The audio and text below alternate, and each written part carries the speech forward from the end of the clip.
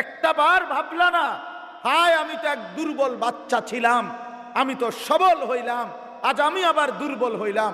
হায় হায়, আমার ইচ্ছা ছাড়া, আমার সিদ্ধান্ত ছাড়া, আমার পরিকল্পনা ছাড়া কে আমারে দুর্বল করে দিল? আমি ছিলাম তো সবল, আমি তো চোখে পরিষ্কার দেখতাম বন্ধু, এখন আমি চশমা ছাড়া ছোট লেখা দেখি না, আমি কোমরে কোনোদিন ব্যথা অনুভব করি নাই, এখন আমি সারাদিন কোমরে ব্যথা পাই, আমি কোনোদিন গলায় ব্যথা বুঝি নাই, ঠান্ডা কি জিনিস আমি বুঝি নাই, আমি প্রচণ্ড শীতের মধ্যেও ঠান্ডা বোতল আপনার 7 আপ কোক এরকম ওয়াজে ঠান্ডার মধ্যেও ওয়াজ শেষ করে আস্তা বোতল ফ্রিজের আমি একসময় খাইতাম, সেই আমি প্রচণ্ড রৌদ্রের মধ্যে গরমের মধ্যেও ঠান্ডা কিছু এখন আর খাই না, আমার গলা আটকায়া যায়। কে আমারে এমন দুর্বল বানায় দিল? আমি তো চাই নাই বাপ, আমি তো চাই নাই। আমি আজকেও ডাক্তারের সাথে কথা বলছি, চোখের ডাক্তার, যে এই সপ্তাহে আগামী মঙ্গল বুধবার আমারে দেখে দেওয়ার জন্য আরেকবার, যে আমার মনে হইতেছে আমার চশমার পাওয়ার আবার বাড়াইতে হবে, আরেকটু বাড়াইতে আর মনে হইতেছে।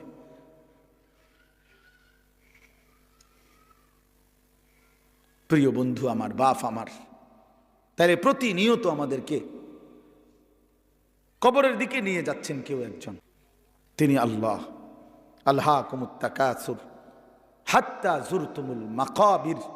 আল্লাহ বলে, বান্দা দুনিয়ার মধ্যেই ডুবে গেলা, আখিরাতকে ভুলে গেলা, তো মনে রাখো একদিন কিন্তু কবরস্থানেই পৌঁছে যাইবা, মনে থাকুক বা না থাকুক। আখিরাতকে যদি মনেও রাখো, 5 ওয়াক্ত নামাজও যদি প্রতিদিন পড়ো, তাইলেও একদিন মরে যাইবা, আর প্রতিদিন নাফরমানি করলেও মরেই যাইবা। মনে থাকলেও মৃত্যু নিশ্চিত, মনে না থাকলেও মৃত্যু নিশ্চিত।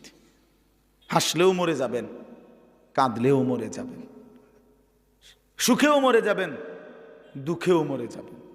রাজপ্রাসাদের অট্টালিকায় যে, সেও মরে যাবে, জীর্ণ কুঠির কুড়ে ঘরে যে, সেও মরে যাবে। জীবনে যে কোনো দিন দুঃখ দেখে নাই, তারও মৃত্যু হবে। জীবনে যে কোনো দিন সুখ দেখে নাই, তারও মৃত্যু হবে, তারও মৃত্যু হবে। কেউ থাকবে না, কেউ না, কেউ না, কেউ না। তো এই জন্য বন্ধু আমার, বাপ আমার, ভাই আমার, আমি আপনাদের কাছে এই কথাটাই বুঝাইতে চাচ্ছিলাম। প্রথম, আল্লাহর কথা মনোযোগ দিয়ে শুনবেন, আখিরাতের ফিকির করবেন, কবরের ফিকির করেন। এত খামখেয়ালি নিজেদেরকে মনে করেন না। ছেলেরা, বন্ধু, হয় তুমি মরে যাইবা, নয় তুমি বুড়া হইয়া যাইবা, বাকি তুমি এই যৌবনের এই হালাতের উপরে থাকতা না, এটা মনে রাখো। হয় বৃদ্ধ হইয়া যাবা, আর নয়তো মরে এর আগেই কবরে চলে যাবে। বিশ্ববিখ্যাত বুজুর্গ হাসান বসরি রহমতুল্লাহ আলাই, তিনি বলতেন, ইয়া মাশারাশ শাবাব ইন্না যারআ কাদ তুদরিকুল আহাতু ক্বাবলা আন ইয়াবলুগা। তিনি যুবক দেখলে বলতেন, যুবক মনে রাখো, সব ফুল, সব ফল পরিপক্ক হয় না, পাকে না, এর আগেই ঝরে যায়।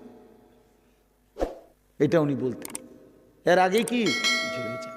একটি গাছের, আম গাছের যতগুলো মুকুল বের হয়, বইল মুকুল, এ সবগুলোই তো আম হয়, বলেন না? বলো যুবক ভাই, বলো না, সব আম হয় না। সবগুলো ছোট আম যে কয়টা হয়, এ সবগুলোই কি বড় হইয়া পাকে? ঝরেই যায় বেশি, ফুল ঝরে যায় বেশি, ছোট ছোট আম এগুলো ঝরে যায় বেশি, টিকে অল্প কয়টা। তো তিনি বলতেন যে ঝরে যায় বেশি, কিশোর, তরুণ, যুবক এই অবস্থাতেই ঝরে যায় বেশি, মরে যায়। এই কোরআন শরীফের আয়াতও তো আল্লাহ এটা বলছে, অবিনকুম মান ইয়াতাওয়াফা। শক্তি আসতে আসতে, পৌঁছতে পৌঁছতে, বৃদ্ধ হওয়ার আগে আগেই অনেককে আমি আল্লাহ মৃত্যু দিয়ে থাকি, আর কাউকে বৃদ্ধ চূড়ান্ত বুড়া পর্যন্ত পৌঁছায়। এই গত 1 সপ্তাহ হয় নাই, 1 সপ্তাহ হবে, আমার আপন মামি মারা গেছে, আমার বড় মামি। আমি গেছি জানাজায়। তো আমার খালারা, আমার সব খালাতো ভাই বোন, আত্মীয় স্বজন বলা যায়, সব আসছে মামির জানাজায়, আমরাও ছিলাম। তো আমার মেজো খালা, এই খালা একদম বয়স্ক, তো আমার বোনেরা আছে, সবাই বলতেছে, আমরা তখন এই বাড়িতে প্রায় 70-80 জন, কিশোর যুবক যুবতী ছেলে মেয়ে আমরা নানার বাড়িতে। এই অবস্থায় আমার বোনেরা বলতেছে, ভাই খালা, এই খালাই আমগো আর শেষ মুরব্বী বুড়া, বয়স্ক আছে হে বুড়ি শুধু আর নাই। তাহলে এই বাড়িটার মধ্যে যেই মুহূর্তে 70-80 জন কিশোর নওজোয়ান, তখন বুড়া মাত্র একজন, শেষ বুড়া। এমন ব্যবধান হইল কেন? 70x1 হবে কেন? কথাটা বুঝছেননি? 60-এর মোকাবেলায় একজন হবে কেন বুড়া? কারণ ওনার আমলের যারা কিশোর তরুণ যুবক ছিল, তো তারা এই বয়সে পৌঁছার কথা না এখন। তো তাহলে এই হিসাবে তো আপনার যদি যুবক হয় 60 জন, তো বয়স্ক তো তোমাকে 30 জন হইবার কথা, 40 জন হইবার কথা। তো এরা কই? আমার হিসাবটা বুঝছেননি আপনি? তাহলে বোঝা গেল ঝরে যায় বেশি, চলে যায় বেশি, থাইকা যায় অল্প, থাইকা যায় অল্প। পুরা বাড়ির মধ্যে দাদা একজন, 10 বাড়ি মিল্লা বুড়া মিয়া কি একজন 2 জন, কিন্তু নওজোয়ান অনেক, নওজোয়ান অনেক। এই জন্য আপনাদের কাছে আমাদের এটাই কথা, আমি যে সূরাটা পড়ছি এবার সূরাটার তরজমা শুনেন। এই মূল বক্তব্য এই কথাটা বুঝানো। আল্লাহ তাআলা এই কথাটা বারবার কোরআনুল কারীমের মধ্যে বুঝাইতে চাইছে, বান্দা বিশ্বাস করো, বান্দা যে অবস্থাতেই তুমি থাকো, খেয়াল করো আর না করো, বুঝে থাকো আর না থাকো, তুমি কিন্তু থাকতা না, তোমার আমি রাখতাম না বান্দা। আমার চূড়ান্ত অনুগত হইলেও রাখতাম না, চূড়ান্ত নাফরমানি করলেও কি রাখতাম, কোনো অবস্থাতে থাকতা না তুমি। এটা হলো শেষ কথা, তুমি এটা মনে রাখো। তুমিও থাকবা না, সৃষ্টি জগতও থাকবে না, তোমারও মৃত্যু হবে, গোটা কায়নাতেরও মৃত্যু হবে।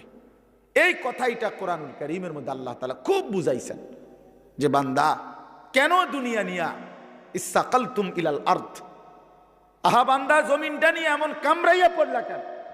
ইসসাকালতুম অর্থ হলো এইটা মানে কামড়াইয়া ধরা। আমি যাইতাম না, বাচ্চা যেরকম অনেক সময় ধরে না, আমি যাইতাম না, এতে এমন ভাবে ধরছে যে এতে আর সরানো যায় না। ছাগল যেভাবে খুঁট দেয়, ছাগলের খুঁট দেওয়া বুঝছেন? ছাগল যে এরকম পাও দিয়া খুঁট দিলে বাপরে বাপ, আরেক ছাগল দিয়েও এতে সরা যেত না। বহুত আমার জীবনে একবার ছোট বোন, ওই চানলা, ব্রনফারা চানলা একটা জায়গা আছে, এই চানলা আমার বোন বিয়ে দিছি, ছোট বোন। তো কোরবানির ঈদের সময় মায় 2 দিন আগে আমারে কইছে যে টাকা দিছে, চানলার পাশে একটা জায়গা আছে 60 বাজার, ওইখান থেকে খাসি কিনা দিতাম, মানে বোনের শ্বশুরবাড়ি কিনা দিতাম আর ঈদ কোরবানি উপলক্ষে। তা আমি বোনের শ্বশুরবাড়ি গিয়ে তালুইরে নিয়া বলছি চলেন একটা খাসি কিনব তালুই।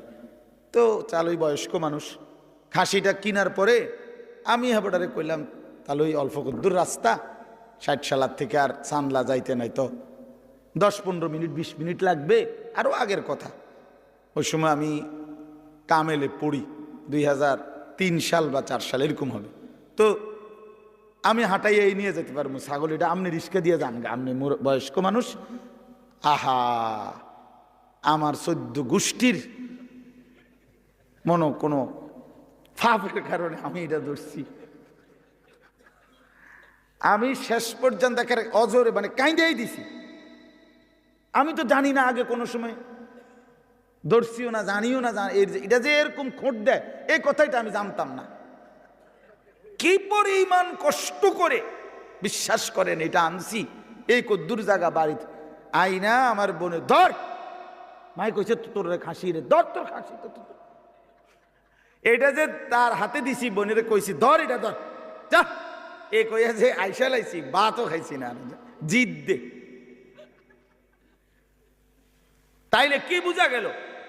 এইভাবে খুঁট দিয়া ছাগলের খুঁটির মতো আল্লাহ বলছি সাকালতুম ইলাল আরদ, হায় বান্দা এভাবে বুঝি জমিন আঁকড়াইয়া ধরল, এভাবে জমিন আঁকড়াইয়া ধরলা। আরাদিতুম বিল হায়াতিদ দুনিয়া মিনাল আখিরা। এবার আল্লাহ বলে, বান্দা তাহলে কি তুমি আখিরাতের বিপরীতে দুনিয়ার এই জীবন পেয়ে খুশি হয়ে গেলা? যথেষ্ট তো খুশি? এক সেট সোফা সারবে তো? খালাস। 6টা টেবিল, 6টা চেয়ার, একটা ডাইনিং টেবিল, খুশি তো? যথেষ্ট। 2টা ওয়াল শোকেস, 4টা খাট, 4টা তোষক, প্রতি ঘাটে 2টা করে বালিশ, 8টা বালিশ, চায়ের কাপ 1 ডজন, ভাতের প্লেট 1 ডজন, নুনের বাড়ি 4টা, আর 4 বাথরুমে বদনা 4টা। আর কি? কয় টাকার মাল?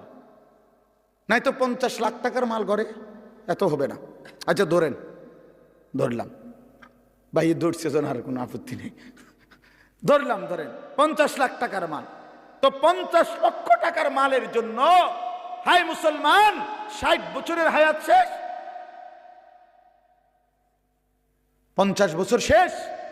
এত মিথ্যা, এত চুরি, এত 2 নম্বরি, এত সুদ, এত ঘুষ, এত কিস্তি, এতবার ওজনে কম দিলেন, এতগুলো মিছা কথা কইলেন, এত বাটপারি করিলেন, এই কদ্দুর ফার্নিচার আর আসবাব এটুকু দুনিয়ার জন্য। হায় হায়, বড় অল্প দামে নিজের বেচা দিলেন, বড় অল্প টাকায় শেষ করে দিলেন হায়াত বন্ধু, বড় অল্প দামে নিজের জীবন শেষ করে দিলেন, খুব কম দামে। এক সুস্থ সবল মুসলমান এত কম দামে নিজের বেচার কথা না। এইটুকু সামান্য দুনিয়ার জন্য 1 ওয়াক্ত নামাজ পড়ার টাইম নেই। একটা অটো চালায়, বেচারার নামাজের সময় নেই। একটা সিএনজি চালায়, বেচারার নামাজের টাইম নেই। কদ্দুর সাধু আন্দারি করে, এবার নামাজের টাইম নেই। 12,000 টাকা বেতনের একটা চাকরি করে, নইলে 20,000 টাকা বেতন। হায় হায় মুসলমান, 20,000 টাকা, তাও 1 মাসে, প্রতিদিন না, 1 মাসে 20,000 টাকা বেতন। এইটুকুর জন্য আল্লাহ তাআলার 1 ওয়াক্ত নামাজ আদায় করে না। হায় মুসলমান, এত বড় পাষাণ কেমনে হইলেন? কেমনে হইলেন বলেন? আল্লাহ নবী সাল্লাল্লাহু আলাইহি ওয়াসাল্লাম বলছেন, লা সাজদাতুন ওয়াহিদাতুন খায়রুম মিনাদ দুনিয়া ওয়া মা ফিহা। এবার শুনেন, নবী বলেন, একটি সেজদা উম্মত দুনিয়া এবং দুনিয়ার মধ্যে যা কিছু আছে তার চাইতে কোটি গুণে বেশি উত্তম। কয়টি সেজদা? 1 সেজদায় কয় রাকাত?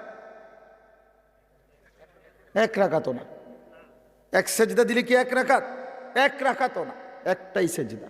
লা সাজদাতুন ওয়াহিদাতুন, একটি সেজদা। আল্লাহর কসম নবীজি বলছেন, বুখারী মুসলিমের হাদিস।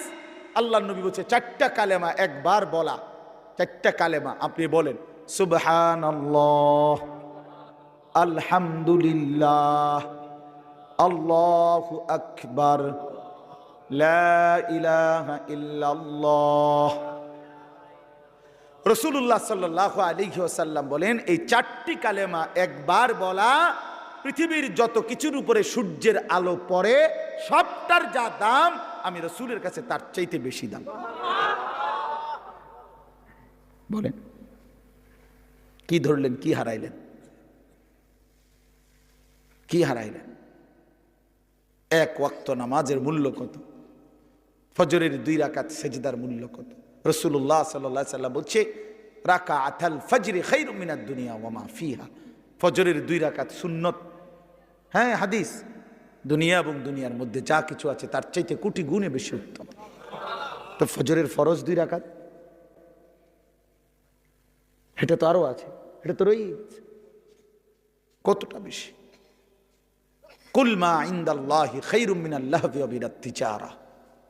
কোরআন শরীফ আছে। একবার জীবনে সাহাবীরা প্রথম দিকে নবীজি সাল্লাল্লাহু আলাইহি সাল্লাম জুমার খুতবা দিচ্ছিলেন। জুমার নামাজের খুতবা ইসলামের প্রথমে শুরুতে জুমার নামাজের পরে হইতো, এটাই তাফসীর। মানে ঈদের খুতবা কখন হয়? নামাজের পরে।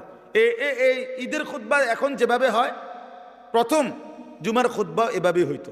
মানে নবীজি ফরজ 2 রাকাতের সালাম ফিরাইয়া এরপরে মিম্বরে দাঁড়াইয়া কি পড়তেন? খুতবা দিতেন। এটাই ছিল তখন নিয়ম। তো এরকম একদিন খুতবা দিতেছে, সাহাবায়ে কেরামের কিছু সাহাবী মদিনার বাজারে ফু দিছে, কেউ ব্যবসায়ী পাইকারি মাল আনে, মাসে 15 দিনে তখন নিয়ম ছিল একদিন পাইকারি মাল আসতো। তো যে বেটা পাইকার এ বেটা বাসি ফু দিত, ফু দিলে খুচরা দোকানদাররা বুঝতো পাইকার আসছে, সবাই দৌড়াইয়া হুড়াহুড়ি করে যার যার মাল নিত। এই বেটা তো আর আসবে না আবার। তো এই সাহাবিরা যারা মদিনার বাজারে ব্যবসা করত, ওনারা এই বাঁশির ফু এটা শুনছে। ওই খুতবার মুহূর্তে নবীজি খুতবা দিতে দাঁড়াইছে, জুমার নামাজের পরে, নামাজ ফরজ শেষ করছে। এই সবাই যারা মদিনার বাজারে ব্যবসায়ী, ওনারা সব উঠে চলে গেছে ওইখানে মাল আনার জন্য, কারণ বুঝছে যে যদি পরে যায় তো পাইতো না। এই এতটুকু শুধু নামাজ না, খুতবার সময় আল্লাহর কসম, কোরআন শরীফের একটি পূর্ণাঙ্গ সূরা আল্লাহ তাআলা এই ব্যাপারে নাজিল করছে, সূরা জুমআ। এই জুমআ সূরার নামই জুমআ। আল্লাহ নাজিল করে বলছেন, ওয়া ইযা রাআউ তিজারাতান আও লাহওয়ান ইনফাদ্দু ইলাইহা ওয়া তারাকুকা কাইমা। নবী কামটা করলো কি এরা? এদের ব্যবসা এবং তামাশা, এই দুনিয়ার তামসার জন্য আল্লাহ দুনিয়ার পুরো উপার্জনটারও বলছে তামসা বেটা। আল্লাহ বলছে এই ব্যবসা এবং তামাশার দুনিয়ার জন্য এরা ছুটে চলে গেল। ও তারাকুকা কাইমা, আপনাকে এখানে দাঁড়ানো অবস্থায় খুতবায় রেখে চলে গেল। হায় হায় করলা কি তোমরা? আল্লাহ নিজে তখন বলে, কুল মা ইনদাল্লাহি খায়রুম মিনাল লাহবি ওয়া মিনাত তিজারা। হায় আমার নবীর সাহাবীরা, শুনো, এই নামাজ, এই খুতবার বিনিময়ে আল্লাহর কাছ থেকে যা পাইতা তা তোমাদের এই ব্যবসা এবং রং তামাশার এই দুনিয়ার চাইতে কোটি কোটি কোটি কোটি গুণে উত্তম ছিল।